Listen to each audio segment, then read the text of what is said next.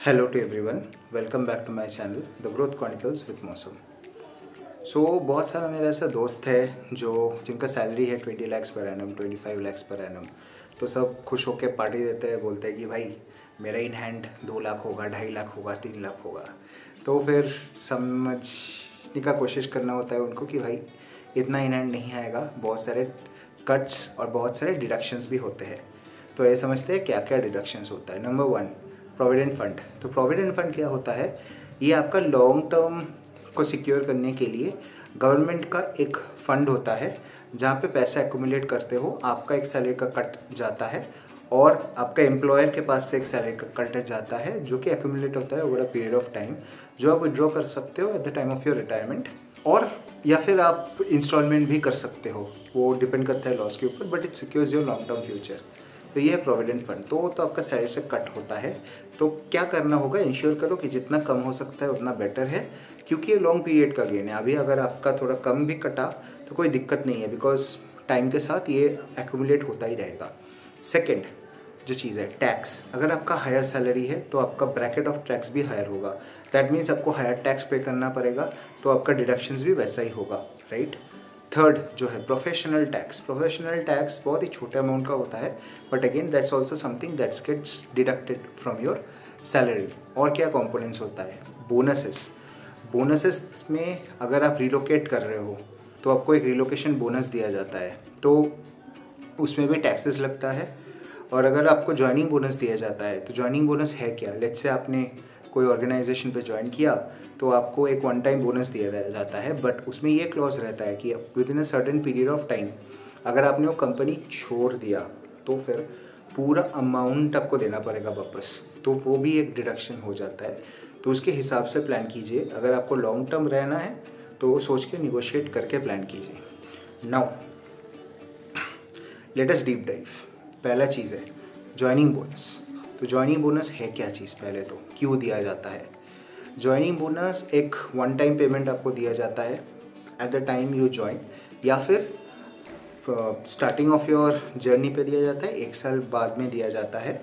और ये क्लॉज रहता है कि अगर आप 1 या 2 साल के अंदर में कुछ जॉब छोड़े तो पूरा अमाउंट आपको वापस देना पड़ेगा कंपनी को।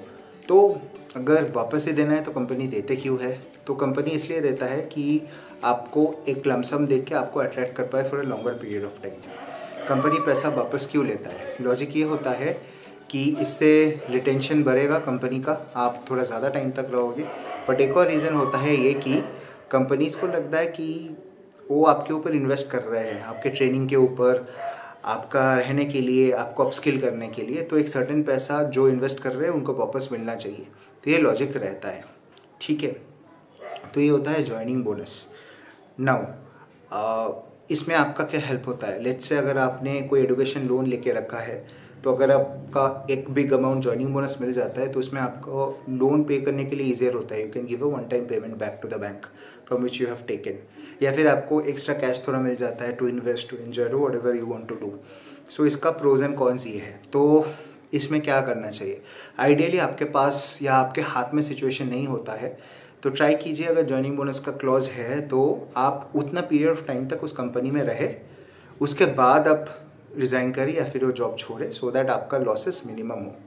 सेकेंड जो चीज़ है उसके ऊपर डिस्कस करते हैं, ESOPs, employ stock options plans. Now ये बहुत ही ग्रे एरिया है। ये तो लगता है कि बहुत बढ़िया ऑफर है कि with in a period of time तो आपका कंपनी का जो स्टॉक्स का वैल्यू है वो ग्रो करेगा, बट ऐसा कभी होता नहीं है, इतना ईजी नहीं है, ठीक है। वो घट के ज़ीरो भी हो सकता है, नियर टू ज़ीरो भी हो सकता है, रिड्यूस भी हो सकता है। So it's completely a bet. Equity का ड्राइव दे के आपको इंस्पायर करने की कोशिश करना चाहता है कंपनीज, आपको मोटिवेशन देना चाहता है कि देखो आपका इतना ग्रोथ होगा, ग्रोथ हो गया तो बहुत अच्छा है, नहीं हुआ तो ये एक मनी किलर भी हो सकता है। बट अगर ग्रोथ हो भी गया, पकड़ लो, फिर भी ये वेस्टेड पीरियड रहता है। फॉर एग्जांपल आपको 100 यूनिट्स दिए, शेयर्स दिए आपका कंपनी ने, 50 आप 2 साल बाद ही रिडीम कर सकते हो, जब आपने 2 साल कंप्लीट कर लिया उस ऑर्गेनाइजेशन में, 3rd ईयर में और 25, 4th ईयर में और 25। सो वेस्टिंग पीरियड कब रिडीम हो सकता है, कब उसको आप लिक्विडेट कर सकते हो, ये सब डिटेल्स अच्छे से क्लैरिफाई कर लेना, बिकॉज ये वन टाइम मनी नहीं है। ये CTC का पार्ट तो है, बट ये क्या होता है, over a period of time आपके पास आता है और नहीं भी आ सकता है इस वक्त, तो ये रिस्क तो रहता ही है भाई। थर्ड जो चीज़ है जिसको बोलना चाहूँगा वो है कुछ हिडन कॉस्ट, जिसे मैं बोलता हूँ हिडन कॉस्ट। तो क्यों हिडन है? फॉर एग्जांपल एक होता है आपका खाना का कॉस्ट, पकड़ लीजिए कुछ आपको सिडोक्सो कूपन्स दे रहा है आपका कंपनी, या फिर लंच आपका कंपनी आपको प्रोवाइड कर रहा है, तो वो वाला कंपोनेंट भी वो सीटीसी में ऐड कर सकता है company legally. That is nothing wrong in doing that. So मेरा एक ग्रेजुएशन में फ्रेंड था जिसका पैकेज कुछ 4 लाख का हुआ था, बट उसका एक क्लॉज था सीटीसी में कि फूड का लंच का कुछ अराउंड 1 लाख था। So that was surprising. तो सीटीसी दिखा रहा 4 लाख, बट वो 1 लाख कट के इन हैंड तो 3 लाख के ऊपर ही आ रहा है। So that is something hidden cost जो आपको देखना पड़ेगा। और भी कुछ हिडन कॉस्ट होता है, जैसे कि इंश्योरेंस अगर आपका कंपनी आपको दे रहा है तो कंपनी तो पे कर सकता है पूरा, या फिर बोलेगा कि अगर आप उसको एक्सटेंड करते हो अपना फैमिली के लिए, आपके इन लॉज के लिए, आपका बच्चे के लिए, या फिर आपका पेरेंट्स के लिए, तो क्या होता है जो भी इंश्योरेंस का अमाउंट है वो आपके सैलरी से डिडक्ट होता है। सो वो भी एक कट होता है। ऑब्वियसली आप उसके ऊपर टैक्सेस क्लेम कर सकते हो, but that's also a cut that happens.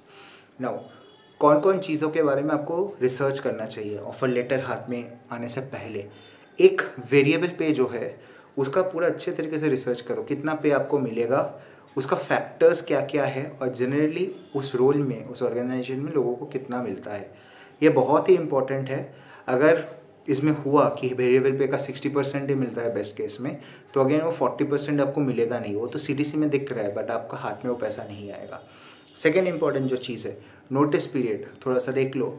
अगर ज़्यादा है तो क्या एम्प्लॉयज़ उसको निगोशिएट करके कम कर पाते हैं क्या, वो टर्म्स एंड कंडीशंस है क्या, बिकॉज फ्यूचर में ही आपको हेल्प करेगा एक जॉब बेटर ढूंढने में। थर्ड, बोनस का जो क्लॉजेस है वो अच्छे से समझ लो। अगर ज्वाइनिंग बोनस मिल रहा है या वन टाइम बोनस मिल रहा है तो इसको वापस देना है क्या, ऑर्गेनाइजेशन को देना है तो कब देना है, क्या उसका पॉलिसीज़ है, ये अच्छे तरीके से जान लो।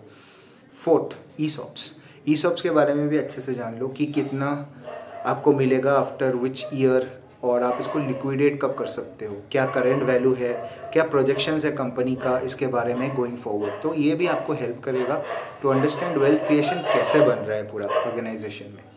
सो with that I want to conclude my video. So जब भी आपका कोई भी ऑफर लेटर रिगार्डिंग डिस्कशन आता है, सैलरी रिगार्डिंग डिस्कशन आता है, तो हमेशा ये समझो कि इन हैंड कितना आ रहा है, सीटीसी कितना है नहीं, इन हैंड कितना आ रहा है। वो आप कंप्यूट करो तो आपको फेयर अंडरस्टैंडिंग मिल जाएगा कि कितना आपका हाइक हुआ और क्या क्या पैरामीटर्स आप उसको थोड़ा प्ले करके आपका इन हैंड बढ़ा सकते हो। So with that I end this video here. Please do like, share and subscribe. आपका सपोर्ट से ही चैनल ग्रो करेगा and it motivates me to do more such videos. Have any doubts regarding anything related to an offer letter, please feel free to drop in the comment section below. Thanks for tuning in.